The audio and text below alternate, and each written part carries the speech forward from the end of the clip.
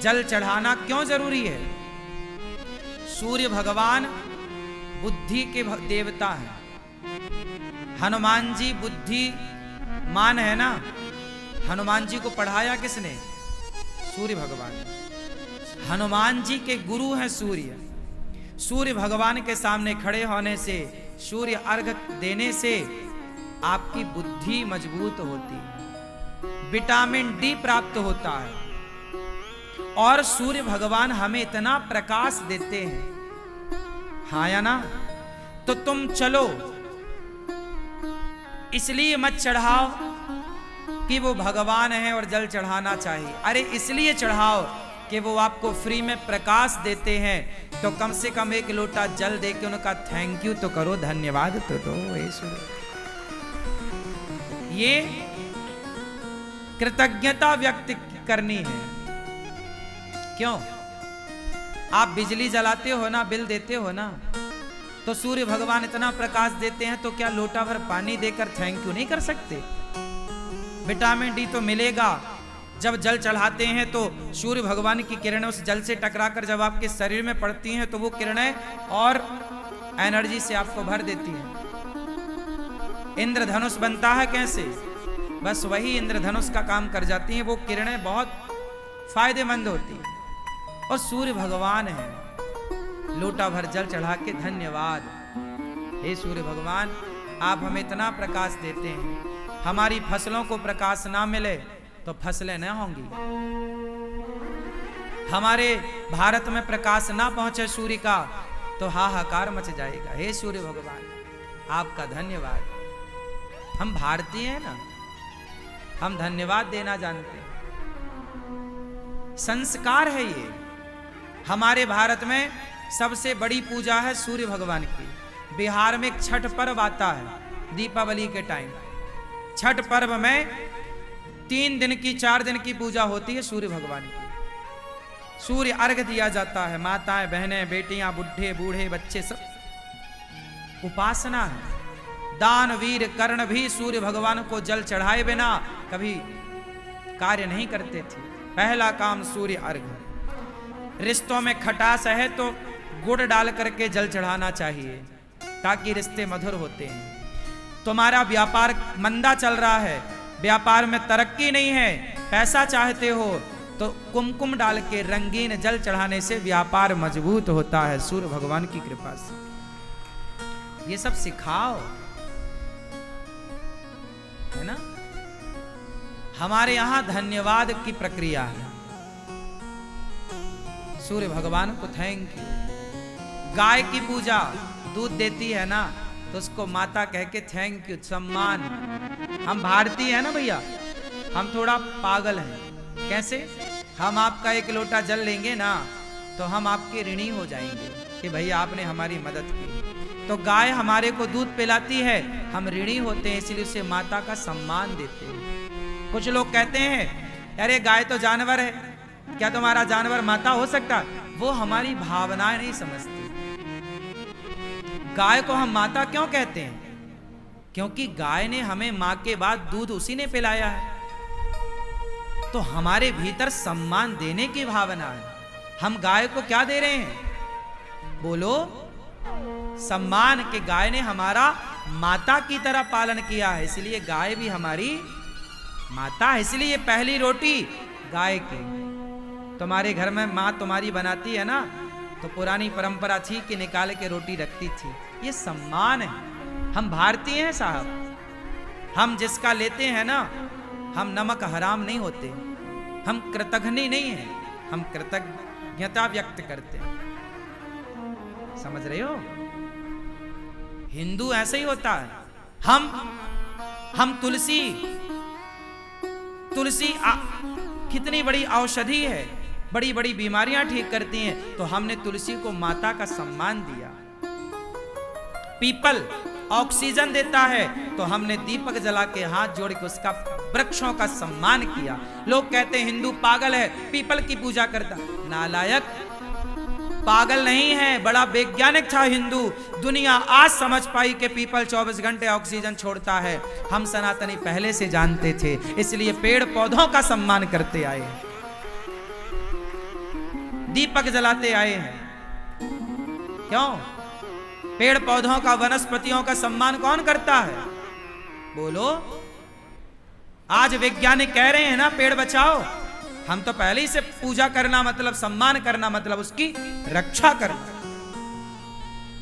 वैज्ञानिक कह रहे हैं पहाड़ बचाओ, हमारे गिरिराज जी हैं, कामतानाथ जी हैं, हम पहाड़ों की रक्षा करने वाले। पहाड़ों ने हमें इतना कुछ दिया, पहाड़ों का इस धरती पर योगदान नहीं है। पानी बरसाने में प्रथम भूमिका पहाड़ों की और वृक्षों की होती है। वृक्ष ना हो, पहाड़ ना हो तो पानी नहीं बरसता। बोलो हाँ। फिर तो हम तो थैंक यू करते हैं गिरिराज जी की परिक्रमा लगाकर। लोग कहते हैं पागल हो, पहाड़ की परिक्रमा लगा रहे। अरे हमारी भावनाओं को तो समझो, हम किस प्रकार के लोग हैं। हमारा ये भाव रहता है कि हम धन्यवाद, हम तुम्हारे ऋणी नहीं रहना चाहते, तुमने पानी पिलाया है, हम कोशिश करेंगे कि आपका ऋण चुकाएं। ये भावना हिंदुओं की है। नदी सारे किसानों को पानी देती है, वर्षों से देती चली। आज जब ट्यूबवेल नहीं थे, जब मशीनरी जमाना नहीं था, तब खेतों में फसल कैसे होती थी? बोलो।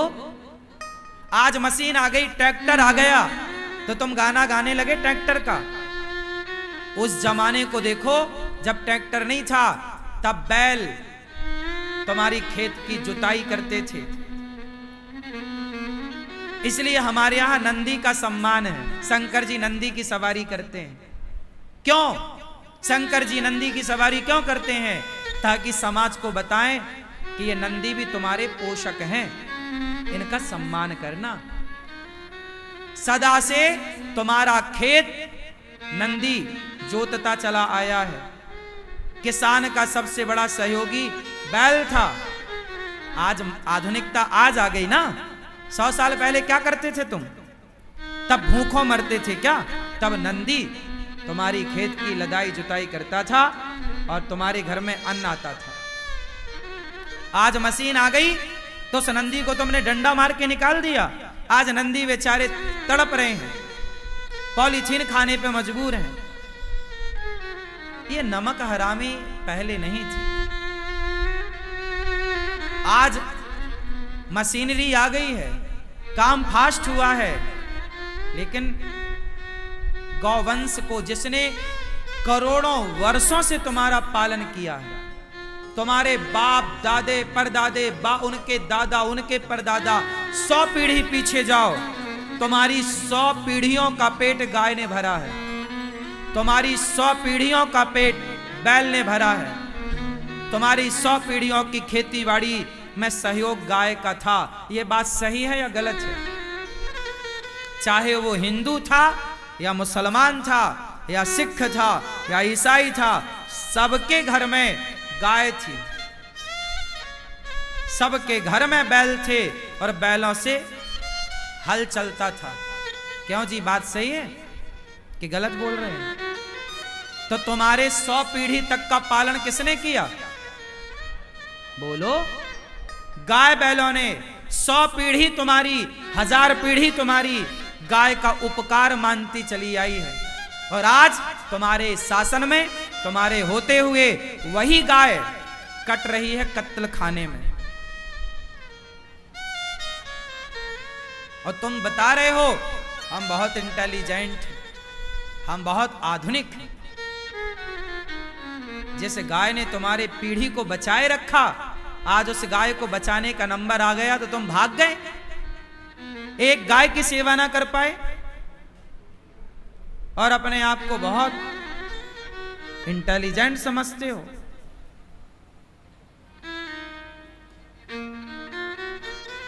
आज आधुनिकता के नाम पे तुम्हारे घर में गाड़ियों को रखने की जगह है, लेकिन एक गाय बांधने की जगह नहीं है। 50,000 का कुत्ता तुम्हारे घर में है, पर एक गाय नहीं है। भूल गए उस गाय का एहसान? आज तुम जिंदा हो तो गाय के बल पर। जब भारत के प्रधानमंत्री लाल बहादुर शास्त्री हुआ करते थे, उस जमाने में उन्होंने एक नारा दिया था, 1 दिन का उपवास करो। एक दिन का उपवास करो, क्योंकि भरपेट भारत में अनाज नहीं था। उस समय लोग जब भरपेट अनाज नहीं था, तब गाय का दूध पीकर, घी पीकर, पहले के लोग एक एक गिलास घी पीते थे, हाँ या ना? पुराने लोग एक एक गिलास घी पीते थे। ये बात कितने लोग जानते हैं? जानते हो क्यों पीते थे? क्योंकि भरपेट रोटियां नहीं थी, क्योंकि अन्न की कमी थी, सिंचित नहीं था। जब तुम्हारे बाप दादे भूख के संकट से गुजर रहे थे, अनाज नहीं था, उस समय गाय ने अपना दूध और अपना घी पिलाकर तुम्हारे पूर्वजों को जीवित रखा था। और आज वही गाय कत्ल खानों में कट रही है। और तुम बहुत होशियार हो, कुत्तों के पीछे पड़े हो, कुत्ते गाड़ियों में घूम रहे हैं। इतने नमक हराम नहीं होना चाहिए, इतना बड़ा नमक हराम नहीं होना चाहिए। तुम गाय का एहसान चुका कैसे पाओगे? है हिम्मत तो चुकाओ। गाय का एहसान तब चुकेगा जब तुम घर में गाय रखना सीखोगे। तुम्हारे घर में गाय है और यदि उसका बछड़ा हो जाता है तो तुम सोचते हो नंदी का क्या करेंगे? अरे जैसे गाय खाती है बैल को भी खवाओ। क्या खा रहा है वो? तुम्हारी पूरी दौलत खाए जा रहा है क्या? जब तुम्हारे ऊपर संकट था तब गाय ने तुम्हारा पेट भरा ना। आज गाय पर संकट है तो क्या तुम्हारा धर्म नहीं है कि तुम गाय की सेवा करो? आज गौवंश पर संकट है इस भारत में, क्या तुम्हारा धर्म नहीं है कि तुम गाय की सेवा करो?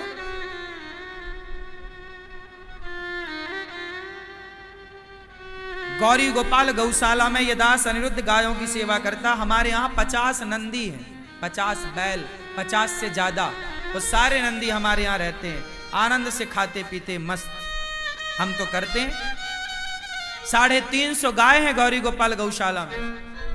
एक अनिरुद्धाचार्य यदि 300 गाय की सेवा करता है तो आप 1-2 गाय की सेवा क्यों नहीं कर सकते? एक एक की कर लोगे भी तो गौवंश सुरक्षित हो जाएगा। पर तुम्हारा तो कुत्तों की सेवा करने का मन है। कुत्ते को भी रोटी दो। हम ये नहीं कहते कि कुत्ते का अपमान करो, नहीं, जीव है, सबकी सेवा करो। पर उपकार तो देखो किसका था तुम्हारे ऊपर। कुत्ते का उपकार नहीं था। हाँ, कुत्ते का भी उपकार था, इसलिए हमारे यहां कुत्ते की भी आखिरी रोटी होती है। आखिरी रोटी किसकी? और पहली रोटी? पहले के जमाने में कुत्ते होते थे गांव में, गलियों में। क्यों होते थे? गांव में कोई जंगल का शेर घुस आता था, जंगली जानवर घुस आता था, तो कुत्ता भौंक भौंक के गांव वालों को सावधान करते थे। तो गांव वालों ने सोचा कि भाई ये कुत्ता हम लोगों का रक्षक है, तो कुत्ते को भी रोटी देना शुरू किया। उपकार मानते हैं कुत्तों का हम, इसलिए तो हमारे बुजुर्गों ने कुत्तों को रोटी दी पहली, आखिरी। आज भी हमारे घरों में, हिंदुओं के घर में यह परंपरा है, पहली रोटी गाय को, आखिरी रोटी। हम ऐसे हिंदू हैं, हम कुत्ते का भी एहसान मान रहे हैं, पर कुत्ते गलियों में अच्छे लगते हैं साहब। तुम्हारा मुंह चाटें अच्छा नहीं है। गाय घर के अंदर अच्छी लगती है, कुत्ता घर के बाहर अच्छा लगता है। उल्टा हो गया, गाय बाहर हो गई, कुत्ता भीतर हो गया।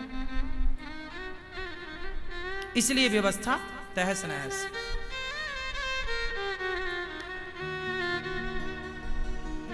मैं उस किसान को प्रणाम करता हूं जो किसान आज की आधुनिकता में भी अपने खेत की जुताई बैलों से कर रहे हैं।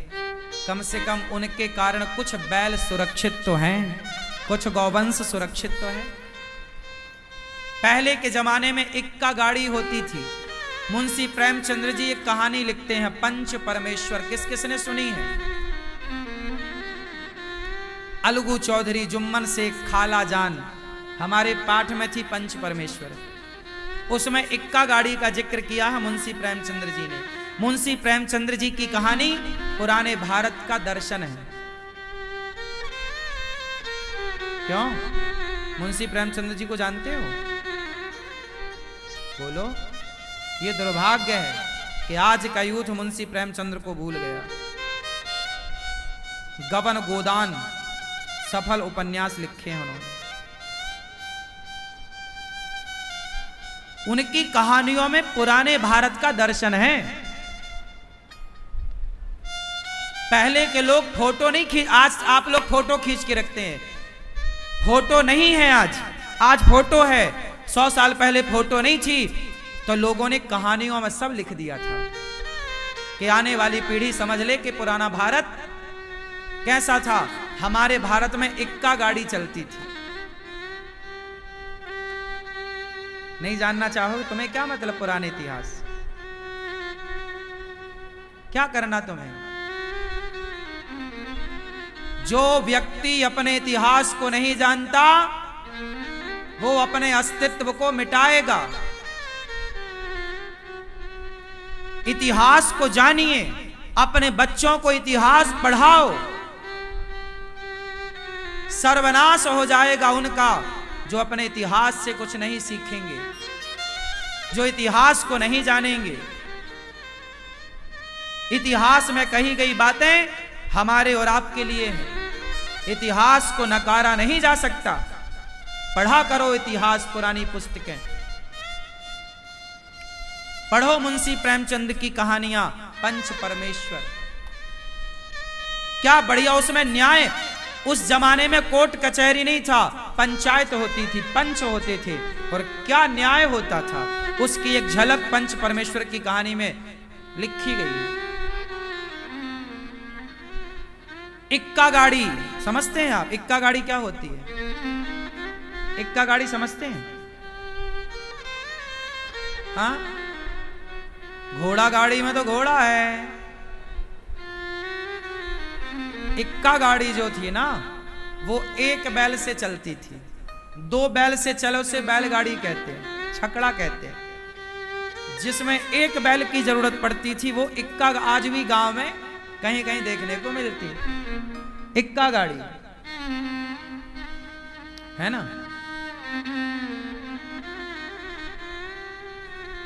वो गाड़ियां थी, पहले के लोग यात्राएं करते थे। पुराना भारत था। मेरी इस सारी बातों का निष्कर्ष ये है, आप सबसे हाथ जोड़ के प्रार्थना है कि गौ माता के बारे में सोचिए कुछ।